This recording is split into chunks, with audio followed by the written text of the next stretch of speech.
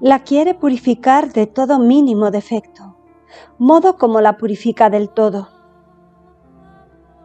Yo me sentía toda confundida, no comprendía su modo de obrar, pero con el tiempo he entendido que ese modo de obrar lo usa cuando quiere disponer al alma a nuevas y más pesadas cruces, y la sabe atraer tanto a él con esas estratagemas que el alma no se atreve a ponerse a lo que él quiere. Entonces le decía: sí, te amo, pero dime tú mismo, ¿puedo encontrar objeto más bello, más santo, más amable que tú? Además, ¿por qué preguntas si estoy dispuesta a hacer lo que quieres, si desde hace tanto tiempo te entregué mi voluntad y te pedí que no evitaras ni aún el hacerme pedazos con tal que te pudiera dar gusto?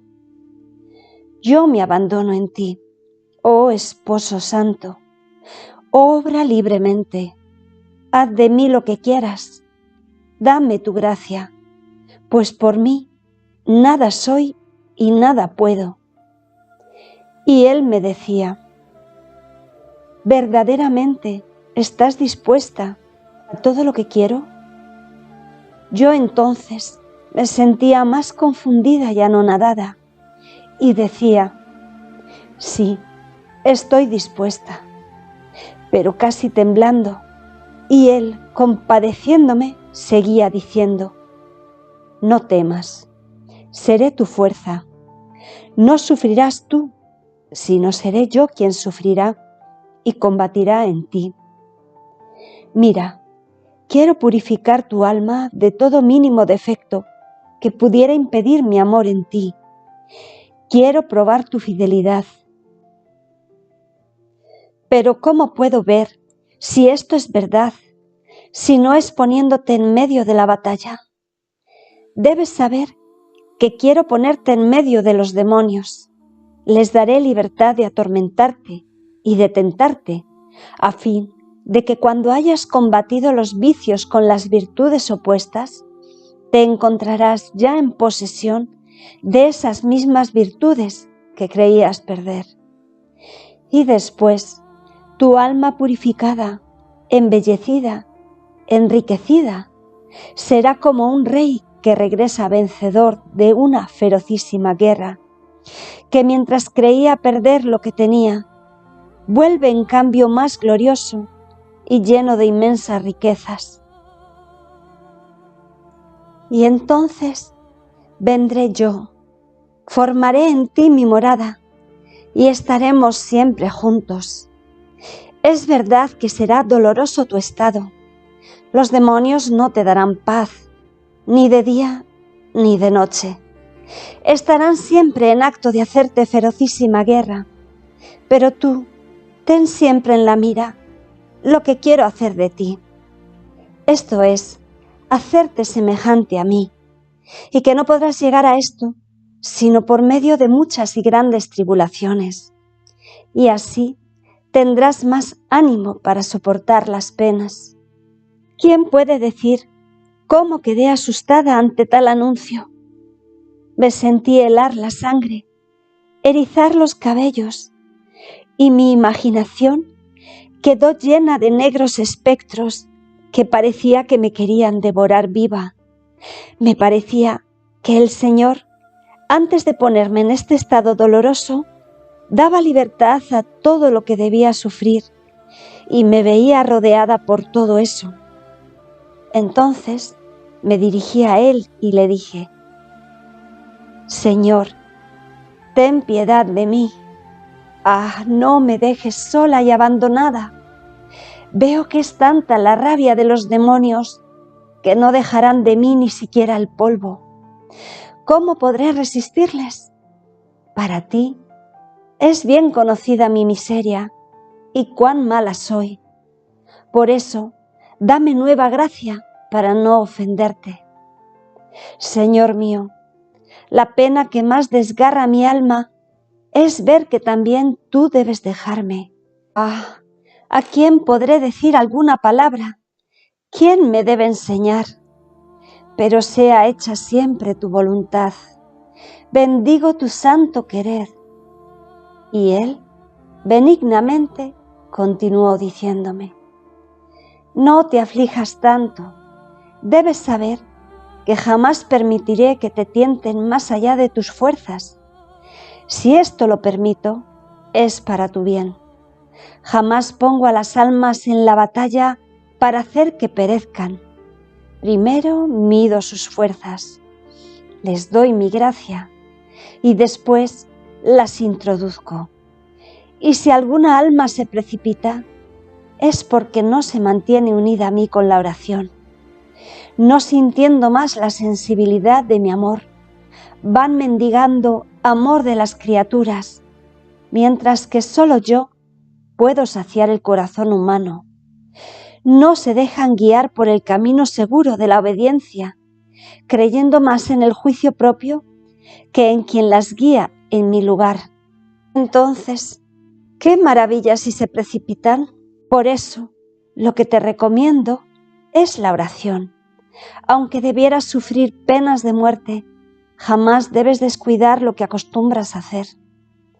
Es más, cuanto más te veas en el precipicio, tanto más invocarás la ayuda de quien puede liberarte. Además, quiero que te pongas ciegamente en las manos del confesor, sin examinar lo que te viene dicho. Tú estarás circundada de tinieblas y serás como uno que no tiene ojos y que necesita de una mano que lo guíe. El ojo para ti será la voz del confesor, que como luz te iluminará las tinieblas. La mano será la obediencia, que te será guía y sostén para hacerte llegar a puerto seguro. La última cosa que te recomiendo es el valor. Quiero que con intrepidez entres en la batalla. La cosa que más hace temer a un ejército enemigo es ver el coraje, la fortaleza, el modo con el cual desafían los más peligrosos combates sin temer nada. Así son los demonios. Nada temen más que a un alma valerosa, toda apoyada en mí, que con ánimo fuerte va en medio a ellos, no para ser herida, sino con la resolución de herirlos y exterminarlos. Los demonios quedan espantados, aterrados y quisieran huir, pero no pueden, porque atados por mi voluntad, están obligados a estarse para su mayor tormento. Así que no temas de ellos, que nada pueden hacerte sin mi querer. Y además, cuando te vea que no puedes resistir más y estés a punto de desfallecer, si me eres fiel, inmediatamente vendré y pondré a todos en fuga y te daré gracia y fortaleza. Ánimo, ánimo.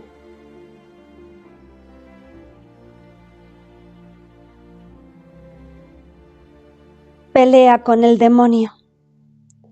Ahora, ¿quién puede decir el cambio que sucedió en mi interior? Todo era horror para mí. Aquel amor que antes sentía en mí, ahora lo veía convertido en odio atroz. Qué pena el no poderlo amar más.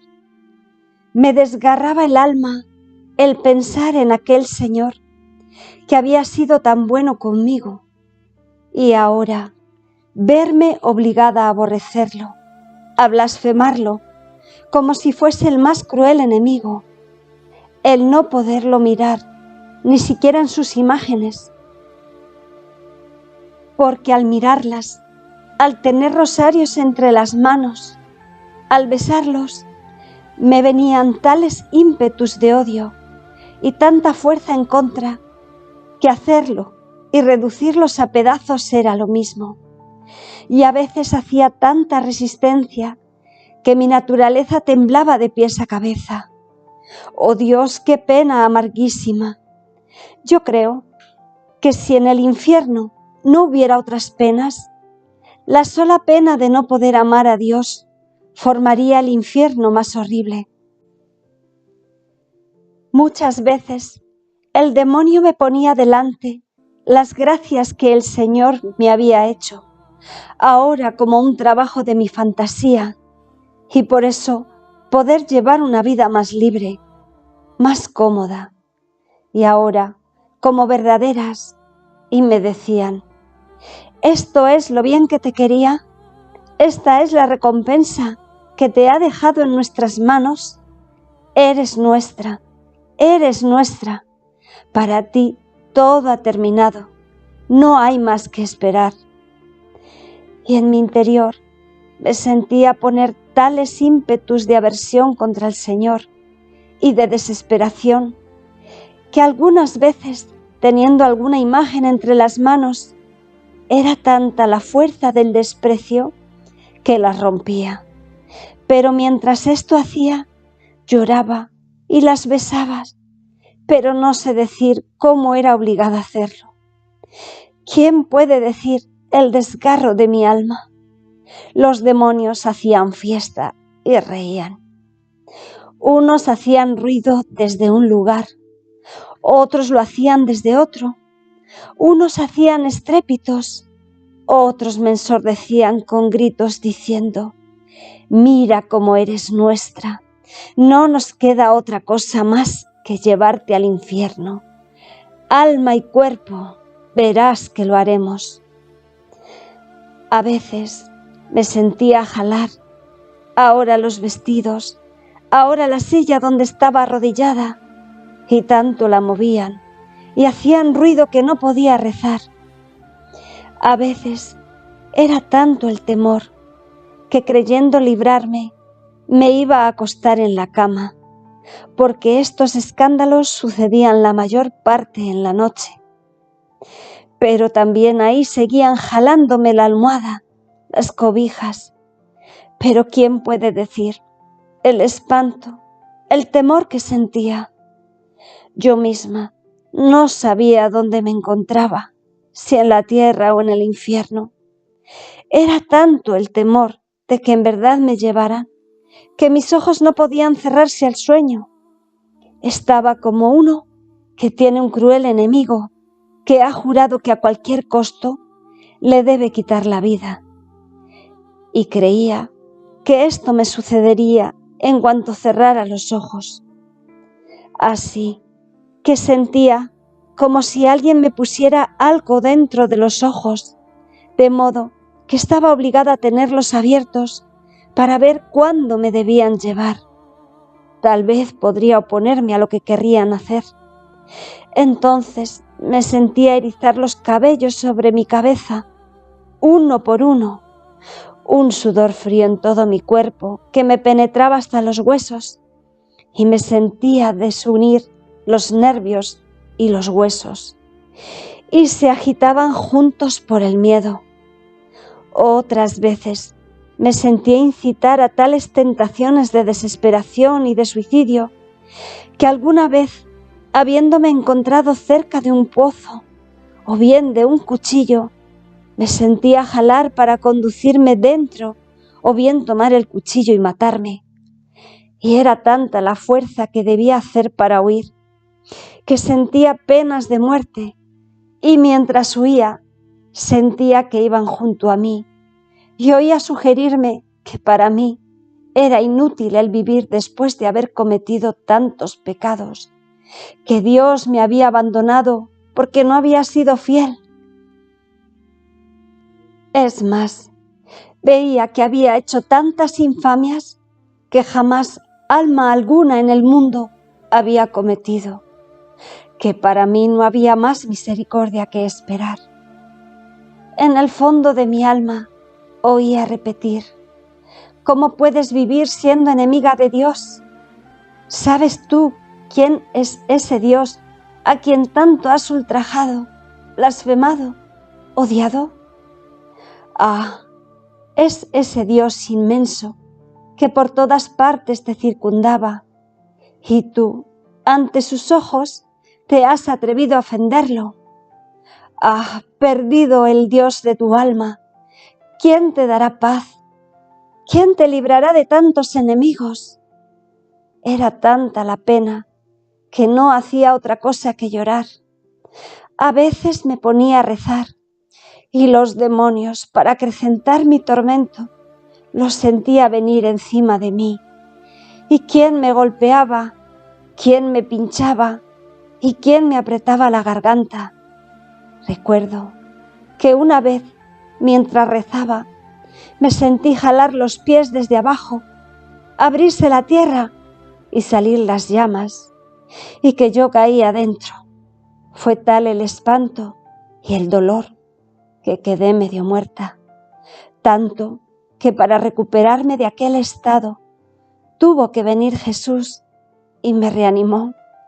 Me hizo entender que no era verdad que había puesto la voluntad en ofenderlo y que yo misma lo podía saber por la pena amarguísima que sentía, que el demonio era un mentiroso y que no debía hacerle caso, que por ahora debía tener paciencia en sufrir esas molestias y que después debía venir la paz.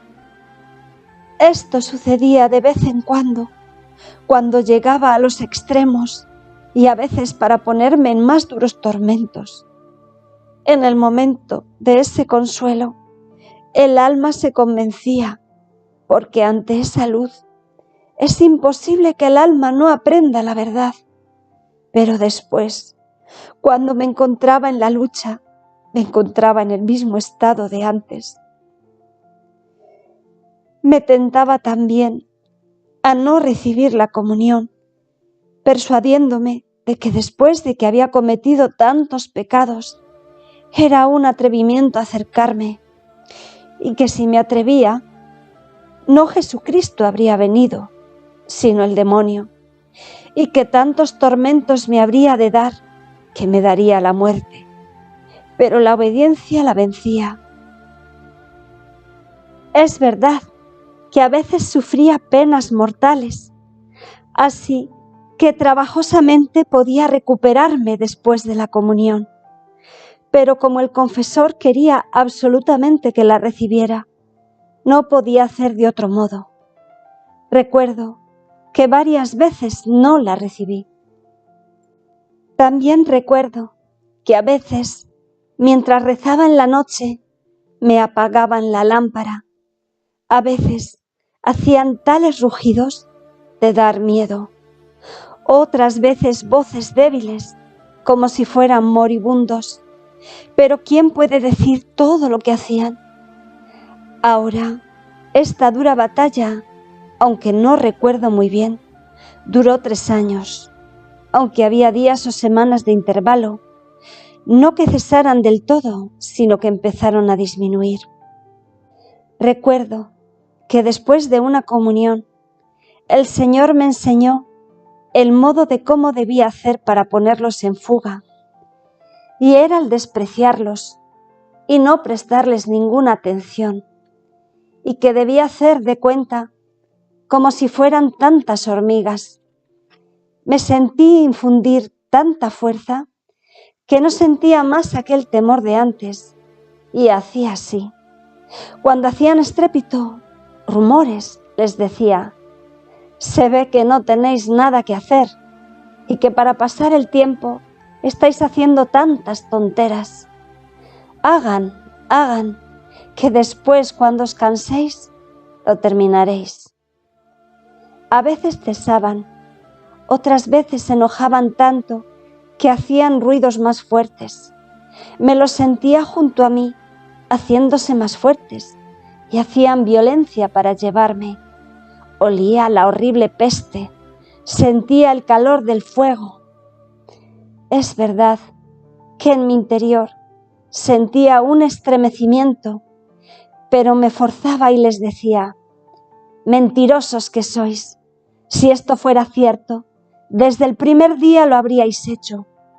Pero como es falso, es que no tenéis ningún poder sobre mí, sino solo aquel que os viene dado de lo alto. Por eso, digan, y después, cuando os canséis, reventaréis. Si emitían lamentos y gritos, les decía, ¿qué? ¿No os han salido las cuentas hoy? Es decir, ¿os lamentáis porque os ha sido quitada algún alma? Pobrecitos, no se sienten bien. Sin embargo, quiero también yo haceros lamentar otro poco. Y me ponía a rezar por los pecadores, o bien a hacer actos de reparación. A veces me reía cuando empezaban a hacer las acostumbradas cosas y les decía, ¿cómo puedo temeros, raza vil? Si fuerais seres serios, no habríais hecho tantas tonterías ustedes mismos. ¿No os avergonzáis? No hagáis que os tome a burla. Después, si me ponían tentaciones de blasfemar o de odio contra Dios, ofrecía aquella pena amarguísima, aquella violencia que me hacía, porque mientras veía que el Señor merecía todo el amor, todas las alabanzas, yo era forzada a hacer lo contrario, en reparación de tantos que libremente lo blasfeman y que ni siquiera se recuerdan de que existe un Dios, que están obligados a amarlo. Si me incitaban a desesperación, en mi interior decía, no pongo atención ni del paraíso ni del infierno. Lo único que me apura es amar a mi Dios. Este no es tiempo de pensar en otra cosa, sino que es tiempo de amar cuanto más pueda a mi buen Dios. El paraíso y el infierno los dejo en sus manos. Él que es tan bueno, me dará lo que más me conviene y me dará un lugar donde pueda glorificarlo más. Jesucristo me enseñó que el medio más eficaz para hacer que el alma quede libre de toda vana aprensión, de toda duda, de todo temor, era el declarar delante al cielo, a la tierra y ante los mismos demonios, no querer ofender a Dios, aun a costa de la propia vida, no querer consentir a cualquier tentación del demonio. Y esto en cuanto el alma advierte que viene la tentación, si puede, en el momento de la batalla, y apenas se empieza a sentir libre, y también durante el curso del día. Haciendo así, el alma no perderá tiempo en pensar si consintió o no, porque el solo recordar la promesa le restituirá la calma, y si el demonio busca inquietarla, podrá responderle que si hubiera tenido intención de ofender a Dios, no habría declarado lo contrario, y así quedará libre de todo temor. Y ahora, ¿quién puede decir la rabia del demonio? Pues actuando de este modo, todas sus astucias resultaban para su confusión, y donde creía ganar perdía, ya que de sus mismas tentaciones y artificios, el alma se servía para poder hacer actos de reparación y amor a su Dios. El otro modo que me enseñó para alejar las tentaciones fue el siguiente. Si me tentaban a suicidio, yo debía responder, no tenéis ningún permiso de Dios. Es más, para vuestro despecho quiero vivir para poder amar más a mi Dios. Si me golpeaban, yo me debía humillar, arrodillarme y agradecer a mi Dios, porque esto sucedía como penitencia de mis pecados. Y no solo eso, sino ofrecer todo como actos de reparación por todas las ofensas hechas a Dios en el mundo. Finalmente, una fea tentación que me duró poco fue que debido al contacto continuo por cerca de año y medio con los tan feos demonios, yo debía quedar encinta y parir luego un pequeño demonio con cuernos. Mi fantasía crecía tanto que yo me veía delante una confusión horrible, por lo que se habría dicho de mí por tan espantoso suceso. Después de cerca de 1 año y medio de esta lucha, finalmente terminaron las crueldades de los demonios y comenzó una vida toda nueva. Pero los demonios no dejaron de molestarme de vez en cuando, pero no eran tan frecuentes, no tan feroz la batalla, y yo me acostumbré a despreciarlos. La vida nueva que comenzó fue en la casa de campo llamada Torre Disperata. Un día en que más que nunca había sido atormentada por el demonio, tanto que sentí perder las fuerzas y desmayar. Por la tarde, mientras así estaba, sentí venirme una cosa mortal y perdí los sentidos. En este estado vi a Jesucristo rodeado de muchos enemigos. ¿Quién lo golpeaba? ¿Quién lo abofeteaba? ¿Quién le clavaba las espinas en la cabeza? ¿Quién le rompía las piernas? ¿Quién los brazos?